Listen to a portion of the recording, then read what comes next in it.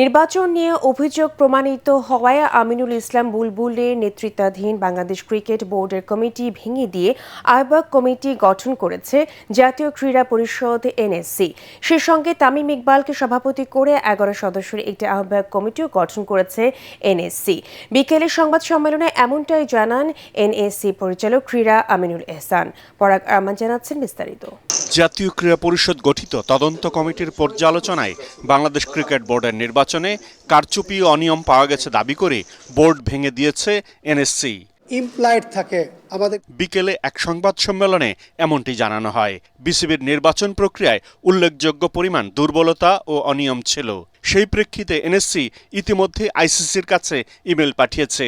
সেই ইমেলে কমিটি ভেঙে দেওয়ার সিদ্ধান্তের কথাও রয়েছে বলে জানান এনএসসির পরিচালক ক্রীড়া আমিনুল এহসান।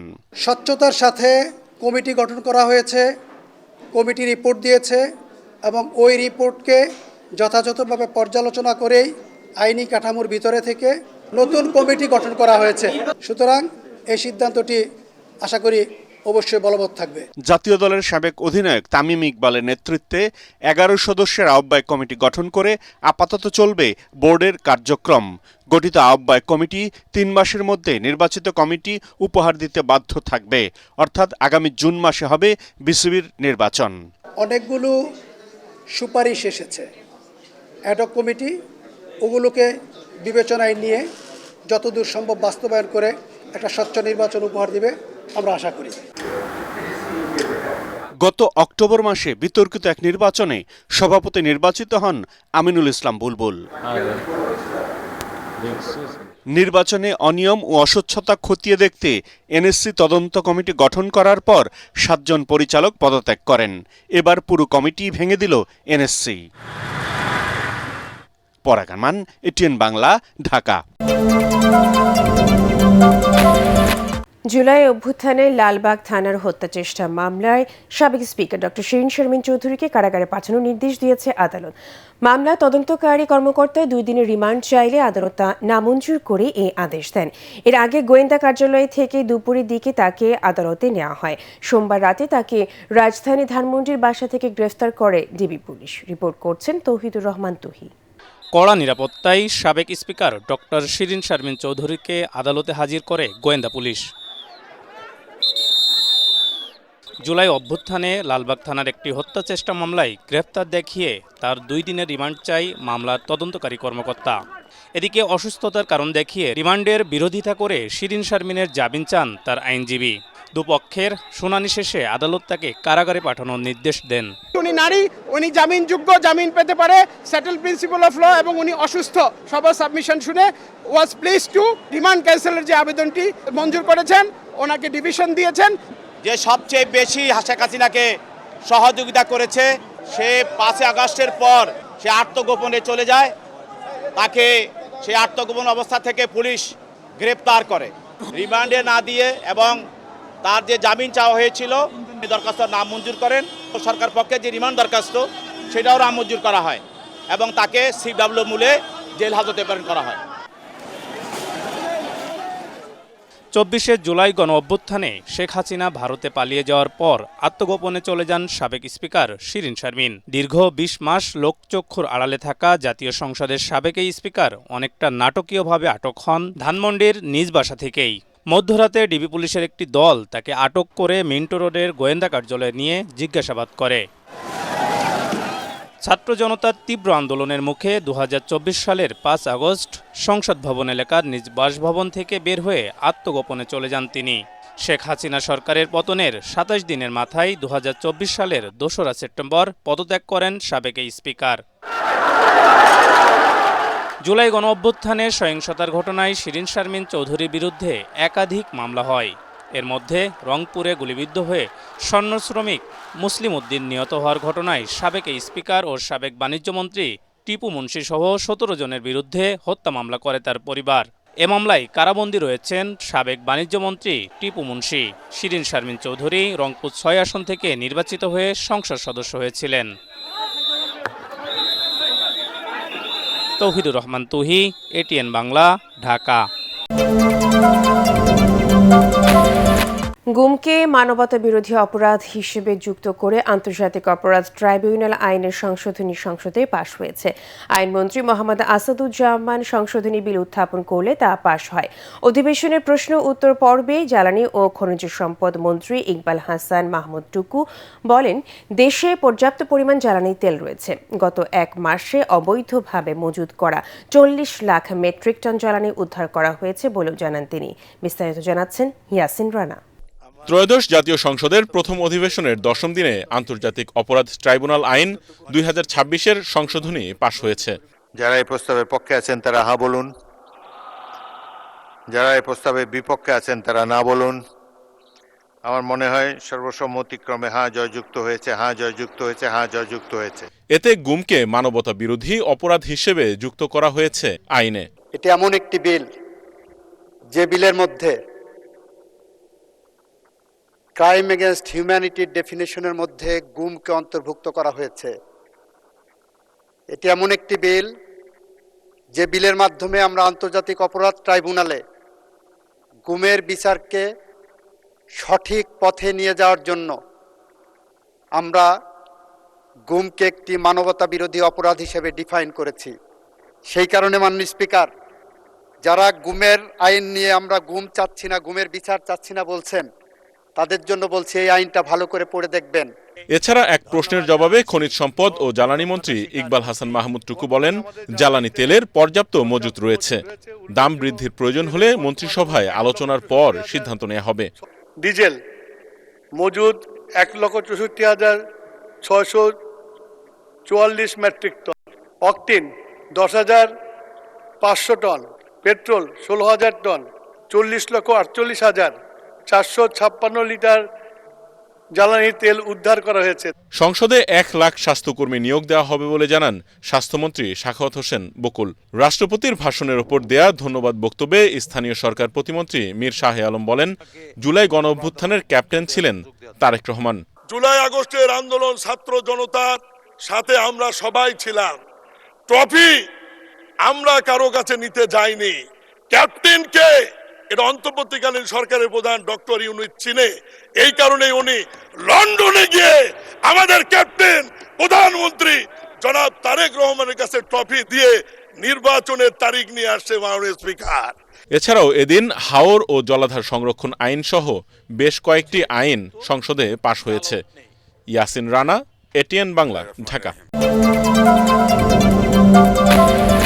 অন্তর্বর্তী সরকারের সময়কার দুর্নীতির তদন্ত করা হবে বলে জানিয়েছেন প্রধানমন্ত্রীর তথ্য ও সম্প্রচার উপদেষ্টা ডাক্তার জাহিদ উর রহমান। বর্তমান সরকারের সময়েও কোনো দুর্নীতি হলে তারও তদন্ত করা হবে বলেও জানান তিনি।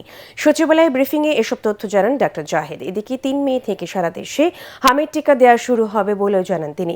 বলেন, কৃষক কার্ড কার্যক্রম 1 বৈশাখে টাঙ্গাইল উদ্বোধন করবেন প্রধানমন্ত্রী তারেক রহমান। দুদক এখনো পুনর্গঠিত হয়নি। দুদক পুনর্গঠিত হলে দুদক এই কাজগুলো দুদকের মাধ্যমে শুরু হবে। কারণ দুর্নীতি মানে এটা কে করেছে সেই ইস্যু না। ইভেন এই সরকারের সময়েও সেই চেষ্টা, মানে দুদকের মতো প্রতিষ্ঠান তৈরি করার উদ্দেশ্যে ইভেন শুধু আগে কে কি করেছে সেটা না, এই সরকারের মধ্যেও এই দুর্নীতি আছে কিনা, এই দুর্নীতি হ্রাস যেহেতু এই সরকার টানতে চায়, এই সরকারের মধ্যেও এসব হচ্ছে কিনা সেই খোঁজ খবর অবশ্যই রাখা হবে। হামে আক্রান্ত হয়ে এবং রোগের উপসর্গ নিয়ে আরও 11 শিশু মারা গেছে। সবশেষ 24 ঘন্টার প্রতিবেদনে এমন তথ্য দিয়েছে স্বাস্থ্য অধিদপ্তর। পরিস্থিতি নিয়ে উদ্বেগ প্রকাশ করেছেন স্বাস্থ্য বিশেষজ্ঞরা। তাই টিকাদান নিশ্চিতের পাশাপাশি উপসর্গ দেখা দিলে দ্রুত হাসপাতালে নেওয়ার পরামর্শ তাদের। বিস্তারিত তৌহিদুর রহমান নিশানের রিপোর্টে। সোমবার থেকে মঙ্গলবার সকাল পর্যন্ত সারা দেশে হামে আক্রান্ত হয়ে 1 শিশু মারা গেছে। উপসর্গ নিয়ে মৃত্যু হয়েছে আরও 10 জনের। সব মিলিয়ে গত 23 দিনে হামে প্রাণহানির সংখ্যা 128 জন। হাসপাতালে ভর্তি 1236 জন। স্বাস্থ্য অধিদপ্তরের সবশেষ রিপোর্ট থেকে এসব তথ্য জানা গিয়েছে। ময়মনসিংহে গত 24 ঘন্টায় হামে আক্রান্ত হয়ে 1 শিশুর মৃত্যু হয়েছে। একই সময়ে 28 জন শিশু হাসপাতালে ভর্তি হয়। গত 17 মার্চ থেকে 7 এপ্রিল পর্যন্ত 276 জন শিশু ভর্তি হয়েছে, যার মধ্যে 7 জনের মৃত্যু হয়। বর্তমানে চিকিৎসাধীন রয়েছে 80 জন শিশু। নেত্রকোনায়ও হাম আক্রান্ত হয়ে 1 জনের মৃত্যু হয়েছে। হাসপাতালে চিকিৎসা নিচ্ছে 52 জন শিশু। এছাড়া গুরুতর অবস্থায় 11 জনকে ময়মনসিংহ মেডিকেলে পাঠানো হয়েছে। শেরপুরে গত ২৪ ঘন্টায় ১১ জন হামের উপসর্গ নিয়ে হাসপাতালে ভর্তি হয়। গত ৯ দিনে জেলায় ৪২ জন রোগী শনাক্ত হয়েছে। রাজশাহী মেডিকেল কলেজ হাসপাতালে হামের উপসর্গ নিয়ে ভর্তি থাকা শিশুদের মধ্যে আরও একজনের মৃত্যু হয়েছে। যশোরে জোরদার করা হয়েছে টিকাদান কর্মসূচি। গত ২ দিনে ৪,০৭৬ জন শিশুকে টিকা দেয়া হয়। চাঁপাইনবাবগঞ্জে গত ২৪ ঘন্টায় ২২ জন শিশু ভর্তি হয়েছে। বর্তমানে হাসপাতালে চিকিৎসাধীন রয়েছে ৬৫ জন রোগী। অন্যদিকে বরিশাল বিভাগে গত ২৪ ঘন্টায় নতুন করে ১১২ জন আক্রান্ত হয়েছে। মোট আক্রান্তের সংখ্যা বেড়ে দাঁড়িয়েছে ৮০৯ জনে। স্বাস্থ্য বিভাগ বলছে যারা হামের টিকা নেয়নি তারাই বেশি আক্রান্ত হচ্ছে। তাই টিকাদান নিশ্চিত করার পাশাপাশি উপসর্গ দেখা দিলে দ্রুত হাসপাতালে নেয়ার পরামর্শ চিকিৎসকদের। তৌহিদুর রহমান নিশান, এটিএন বাংলা। টিকার মাধ্যমে ৮০-৯০% হাম প্রতিরোধ সম্ভব বলে জানিয়েছেন চিকিৎসকরা। শতভাগ ছোঁয়াচে এই রোগের উপসর্গ হিসেবে নিউমোনিয়া, ডায়রিয়া, খিঁচুনি বা বমি ভয়াবহ রূপ নিলে দরকার হবে আইসিইউ। এছাড়া সাধারণ হামের রোগীদের উপজেলা স্বাস্থ্য কমপ্লেক্সে আলাদা ইউনিটে চিকিৎসা দেওয়ার ব্যবস্থা করতে হবে। মিজান শাহজাহানের রিপোর্ট। দেশে আশঙ্কাজনক হারে বাড়ছে হামে আক্রান্ত শিশুর সংখ্যা। একই সাথে মৃত্যুর সংখ্যাও রীতিমতো আতঙ্ক ছড়াচ্ছে। গত ২ বছর টিকা কার্যক্রম বন্ধ থাকায় হাম মহামারীতে রূপ নিয়েছে বলে জানিয়েছেন চিকিৎসকরা। আক্রান্তের হার এবং মৃত্যুর হার দেখে আমরা খুব স্পষ্টতই বলতে পারি যে গত বছর বাংলাদেশে হামের টিকা দেওয়া হয় নাই অজ্ঞাত কারণে। আমাদের করণীয় হলো ব্যাপক হারে যেমন টিকা দেয়া, তেমনি শিশুদের পুষ্টির মান বাড়ানো এবং আক্রান্ত শিশুকে যথাযথভাবে আইডেন্টিফাই করে তাকে আইসোলেশনের মাধ্যমে নিয়ে সঠিক চিকিৎসা দেওয়ার মাধ্যমে মৃত্যুর হার কমিয়ে আনা। এবং আমি বিশ্বাস করি সঠিক চিকিৎসা পাবে হামের মৃত্যুর সংখ্যা কিন্তু বেশি হয় না। উপজেলা লেভেলে হামের চিকিৎসা দেওয়া সম্ভব। হামের চিকিৎসা কোনো কঠিন কাজ নয়, শুধু প্রয়োজন একটু আইসোলেশন করা, যে একটা নির্দিষ্ট ওয়ার্ডে আক্রান্ত শিশুদেরকে রেখে তাদেরকে সুস্থ বাচ্চাদের বা অন্য রোগে আক্রান্ত বাচ্চাদের থেকে আলাদা করে তাদেরকে সঠিকভাবে চিকিৎসাটা দিয়ে সুস্থ করা। চিকিৎসকরা জানান সাধারণ রোগীদের বিশেষায়িত হাসপাতালে ভর্তির প্রয়োজন নেই, তবে উপসর্গ হিসাবে নিউমোনিয়া ও ডায়রিয়া অস্বাভাবিক রূপ নিলে দরকার হতে পারে আইসিইউর। হামদের ভাইরাস জনিত রোগ তো প্রবলেম ওই সেকেন্ডারি ইনফেকশন হয়, কারণ হাম বডির প্রতিরোধ ক্ষমতা নষ্ট করে দেয়। যারা অপুষ্টিতে ভুগে তারাও হামে আক্রান্ত হয়, আবার হামে অপুষ্টি কমায়, বডির প্রতিরোধ ক্ষমতা কমে গেলে আসলে বাচ্চারা মূলত যে মারা যাচ্ছে, কোনো বাচ্চা সিরিয়াস হয়, শ্বাসকষ্ট হচ্ছে, পাতলা পায়খানা হচ্ছে, বমি করছে, খেতে পারে না, খিঁচুনি হচ্ছে, ওই উল্টাপাল্টা আবুল তাবুল কথা, এই ধরনের যদি প্রবলেম হয় তাহলে তো তাকে আইসিইউ নিতে হবে। শিশুদের ৯ মাস বয়সে ইপিআই তালিকায় থাকা হামের প্রথম ডোজ টিকা দেওয়া হয়, আর ১৫ মাস বয়সে দ্বিতীয় ডোজ। তবে এবার ৬ মাস বয়সী শিশুরা আক্রান্ত হয় টিকার প্রথম ডোজের সময়সীমা পরিবর্তন করা লাগতে পারে বলে মনে করেন বিশেষজ্ঞরা। মিজান শাহজাহান, এটিএন বাংলা, ঢাকা। প্রধানমন্ত্রী তারেক রহমানের সভাপতিত্বে সরকারি দলের সংসদীয় সভা অনুষ্ঠিত হয়েছে। দুপুরে জাতীয় সংসদ ভবনে এই সভায় সভাপতিত্ব করেন সংসদ নেতা তারেক রহমান। প্রধানমন্ত্রী ডেপুটি প্রেস সেক্রেটারি জাহিদুল ইসলাম রনি এই কথা জানান। সভার শুরুতে প্রধানমন্ত্রী সাম্প্রতিক জাতীয় ও আন্তর্জাতিক পরিস্থিতি নিয়ে সংসদ সদস্যদের সঙ্গে মতবিনিময় করেন। এছাড়া সভায় বিভিন্ন বিল ও প্রস্তাবনা পর্যালোচনা করা হয়। আলোচনা হয় সরকারের উন্নয়ন কর্মকাণ্ড ও আগামী দিনের কর্মপরিকল্পনা নিয়েও। স্পিকার হাফিজ উদ্দিন আহমদ এর সঙ্গে সৌজন্য সাক্ষাৎ করেছেন ইউএনডিপির আবাসিক প্রতিনিধি স্টিফেন লিলার। স্পিকারের কার্যালয়ে অনুষ্ঠিত এই বৈঠকে ই গভর্নেন্স, ই পার্লামেন্ট, সংসদীয় কার্যক্রম ও বিধিবিধান নিয়ে আলোচনা হয়। হাফিজ বলেন, ইউএনডিপির সহায়তায় নতুন সংসদ সদস্যদের প্রশিক্ষণ ও সক্ষমতা বৃদ্ধি সম্ভব। তিনি নারী সংসদ সদস্যদের জন্য আন্তর্জাতিক অভিজ্ঞতা বিনিময়ে গুরুত্বারোপ করেন। সংসদে ডিজিটাল লাইব্রেরি ও স্মার্ট প্রযুক্তি ব্যবহারের প্রয়োজনীয়তার কথা তুলে ধরেন তিনি। এ সময় ইউএনডিপি বাংলাদেশের সঙ্গে সহযোগিতা অব্যাহত রাখার আশ্বাস দেয়। বৈঠকে জ্বালানি সংকট ও গণতন্ত্র বিষয়ে মতবিনিময় হয়। জ্বালানি তেল সরবরাহে সরকারের নানা প্রতিশ্রুতি পরও আতঙ্ক কাটছে না গ্রাহকদের মাঝে। পাম্পের সামনে লম্বা লাইনে দাঁড়িয়েও মিলছে না চাহিদা মতো তেল, নষ্ট হচ্ছে কর্মঘণ্টা। এদিকে গ্রাহকদের চাহিদা মতো তেল দিতে গিয়ে হিমশিম অবস্থা পাম্প মালিক ও কর্মচারীদের। সংকট মোকাবেলায় ফুয়েল কার্ডের পরামর্শ পাম্প মালিক ওনার্স অ্যাসোসিয়েশনের। তরিক ইসলামের রিপোর্ট। মধ্যপ্রাচ্যের যুদ্ধের ৩৯তম দিনে স্পষ্ট প্রভাব বাংলাদেশে। জ্বালানি তেল নিয়ে নাজেহাল অবস্থা সাধারণ মানুষের। 2 থেকে 3 ঘন্টা লাইনে থেকে তেল সংগ্রহ করছেন গ্রাহকেরা। ভোগান্তি যেন শেষ নেই। অনেক সময় নিয়ে আইতেছে, প্রায় 2 ঘন্টা পার হয়ে গেছে। আর ওই প্রেস ক্লাবের মোচর থেকে আসলাম। তেলের সংকট না, তাহলে এমন সিরিয়াল কেন?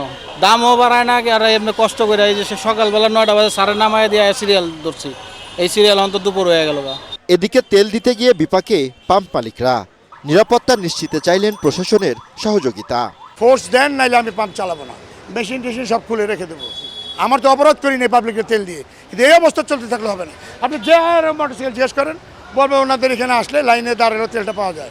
তেলও তো আমি ভুল করি নাই, অন্যায় করি নাই ভাই, কিন্তু এই সারা ঢাকা শহরের গাড়ি আসে বলে আমি তেল দিতে পারবো বলেন? তা আমার এখানে তাই হয়েছে, পুলিশও তাই বলতেছে। আগামী 3 মাসের চাহিদার তেল মজুদ রয়েছে বলে জানিয়েছে জ্বালানি মন্ত্রণালয়। তরিক ইসলাম, এটিএন বাংলা, ঢাকা। গণভোটের রায় বাস্তবায়নে দেশব্যাপী বিক্ষোভ মিছিল সহ 4 দিনের নতুন কর্মসূচি ঘোষণা করেছে 11 দল। রাজধানী আলফালা মিলনায়তনে জোটের শীর্ষ নেতাদের বৈঠক শেষে এই ঘোষণা দেন বাংলাদেশ খেলাফত মজলিসের আমির মামুনুল হক। বর্তমান সরকার জনগণের মতামত উপেক্ষা করে এক দলীয় শাসন কায়েম করতে যাচ্ছে বলেও অভিযোগ নেতাদের। সরকার ভিন্ন রূপে ফ্যাসিবাদকে ফিরিয়ে আনার চেষ্টা করছে বলে অভিযোগ করেছেন তারা। খায়রুল ইসলামের রিপোর্ট। জুলাই সনদ বাস্তবায়ন সহ সকল অধ্যাদেশকে আইনে পরিণত করা সহ চলমান নানা সংকট নিরসনে মঙ্গলবার জরুরি বৈঠকে বসে 11 দলীয় ঐক্য জোটের শীর্ষ নেতারা। বৈঠকে আগামী দিনে রাজপথের কর্মসূচি রোডম্যাপ ঠিক করেন তারা। পরে মগবাজার আলফালা মিলনায়তনে সংবাদ সম্মেলনে কর্মসূচির বিস্তারিত তুলে ধরেন বাংলাদেশ খেলাফত মজলিসের আমির মামুনুল হক। বলেন, সরকার জুলাই সনদ বাস্তবায়ন না করে দেশকে সংকটের দিকে ঠেলে দিচ্ছে। বর্তমান সরকার দেশের জন আকাঙ্ক্ষাকে উপেক্ষা করে তারা একদলীয় শাসন ব্যবস্থা কায়েম করার বিপজ্জনক পথের দিকে অগ্রসর হচ্ছে। ফ্যাসিবাদের এই প্রত্যাবর্তনকে আমরা আবার যে কোনো মূল্যে রুখে দেব ইনশাআল্লাহ। এ সময় জামায়াতের সেক্রেটারি জেনারেল মিয়া গোলাম পরোয়ার বলেন, সংবিধানের দোহাই দিয়ে জুলাই সনদ বাস্তবায়ন নিয়ে জনগণকে বিভ্রান্ত করছে সরকার। সংখ্যাগরিষ্ঠতার জোরে সরকার ফ্যাসিবাদ কায়েমের পথে হাঁটছে বলেও অভিযোগ তার। কেবলই সরকারের শুরু, 1 মাস কেবল গেল, এক্ষুনি যদি কর্তৃত্ববাদী শাসনের মতো সেই ফ্যাসিবাদী যুগের দিকে আপনারা আবার ধাবিত হন, সংঘর্ষতার জোর দেখান, যে সংকট পার্লামেন্টে সমাধান করা সম্ভব, যে বিতর্ক এখানে নিষ্পত্তি করা সম্ভব, সেটাকে যদি ওনারা রাজপথে ঠেলে দিতে চান, তো আমাদের তো উই হ্যাভ নো ওয়ে, আমাদের তো আর কোনো পথ থাকবে না। জনগণ আমাদেরকে রায় দিয়েছে, জুলাই সনদে গণভোটে তারা সম্মতি দিয়েছে, পার্লামেন্টে ভোট দিয়েছে। We are committed to the people, আমরা জনগণের কাছে প্রতিশ্রুতিবদ্ধ। আমরা যদি সরকারি দলের সংখ্যাগরিষ্ঠতার কাছে যদি জনরায় তুচ্ছ হয়, গৌণ হয়, উপেক্ষিত হয়, তাহলে আমাদের আর কোনো পথ নেই। আমাদের যে জনগণ রায় দিয়েছে, আমাদের সেই জনগণের কাছেই যেতে হবে। মিয়া গোলাম পরোয়ার বলেন, গণভোটের রায় বাস্তবায়ন না হওয়া পর্যন্ত আন্দোলন শহর থেকে গ্রামগঞ্জে ছড়িয়ে দিবে 11 দল। গণভোটের রায় বাস্তবায়ন না হওয়া পর্যন্ত এই আন্দোলনকে আমরা গ্রামে গঞ্জে শহরে নগরে ইনশাল্লাহ আমরা ছড়িয়ে দেব। পুরনো তথ্য প্রযুক্তি আইন ব্যবহার করে বিরোধী দলের নেতাকর্মীদের হয়রানি করা হচ্ছে বলেও অভিযোগ করেন জোট নেতারা। খায়রুল ইসলাম, এটিএন বাংলা, ঢাকা। গণভোটের জনরায়কে উপেক্ষা করার সুযোগ জাতীয় সংসদের নেই। জুলাই সনদ কতটুকু বাস্তবায়ন হয় তার ওপর গণতন্ত্রের ভবিষ্যৎ নির্ভর করছে। রাজধানী সিরজাপ মিলনায়তনে জুলাই সনদ নিয়ে সুশাসনের জন্য নাগরিক সুজনের গোল টেবিল বৈঠকে আলোচকরা এসব কথা বলেন। তারা জানান, সংবিধান সংস্কার যেভাবে সংশোধনীতে রূপান্তর করা হচ্ছে তাতে বিষয়টি আইনি ঝুঁকিতে পড়বে। হুমায়ুন চিস্তির রিপোর্ট। জুলাই সনদ বাস্তবায়ন নিয়ে সুজনের গোল টেবিল বৈঠকে আলোচকরা বলেন, গণভোটে প্রায় 70% ভোটার সংস্কারের পক্ষে রায় দিয়েছে। জনগণের এই রায়কে উপেক্ষা করার কোনো সুযোগ নেই। গণভোটের মাধ্যমে যেই রায় দিয়েছে সেই রায় পালন করা সংসদের জন্য বাধ্যতামূলক। যেভাবে করে সংবিধান সংশোধনের মাধ্যমে যে সংস্কার করার চেষ্টা করা হচ্ছে এটা কিন্তু ডেফিনেটলি একটি আইনি ঝুঁকিতে পড়ে যাবে। সংবিধান সংস্কার ও জুলাই সনদ বাস্তবায়ন নিয়ে সরকার টালবাহানা করছে বলে মন্তব্য করেন আলোচকরা। নিজেদের টিকে থাকার স্বার্থেই বিএনপি সনদ বাস্তবায়ন করবে বলে মনে করেন তারা। সুজনের প্রধান নির্বাহী বদিউল আলম মজুমদার বলেন, বিএনপি যেন সেই পুরনো ফ্যাসিস্টদের পথেই হাঁটছে। প্রত্যেকটা রাজনৈতিক দলকে, সিভিল সোসাইটিকে এই প্রশ্নটা করতে হবে যে আমরা কি আবারও সেই একই ভুল করব কিনা। বিএনপির নিজস্ব রাজনৈতিক স্বার্থে, তার নিজের টিকে থাকার স্বার্থে জুলাই সনদ বাস্তবায়ন তার নিজের জন্য অপরিহার্য। ইন্টারপ্রেটার অফ দি লস, তাদের ভিতরে যদি স্বাধীনতা, ইন্ডিপেন্ডেন্স না থাকে, তাহলে আজকে যারা ক্ষমতায় আছেন তারা চিরন্তনভাবে তো কেউই ক্ষমতায় থাকে না, তাদেরও একদিন একটা অসুবিধায় পড়তে হবে। সাবেক বিচারপতি এম এ মতিন বলেন, লিখিত সংবিধান কখনোই সংস্কার করা যায় না। তবে গণ অভ্যুত্থানের পর প্রচলিত সংবিধান বাতিল হয়ে অলিখিত সংবিধানে পরিণত হয়। লিখিত সংবিধান সংস্কার হয় না, এটা হচ্ছে লিখিত সংবিধানের যে পদ্ধতি আছে অর্থাৎ 142 ওইটার আন্ডারেই হতে হবে। এটা হচ্ছে অ্যামেন্ডমেন্ট। জনগণের মতামতের গুরুত্ব দিতে না পারলে কোনো রাজনৈতিক দল গণতান্ত্রিক দল হতে পারে না বলেও মন্তব্য করেন আলোচকরা। মূল জিনিসগুলি আসলে করবে না, ওই নোট অফ ডিসেন্টের এই। হুমায়ুন চিস্তি, এটিএন বাংলা, ঢাকা।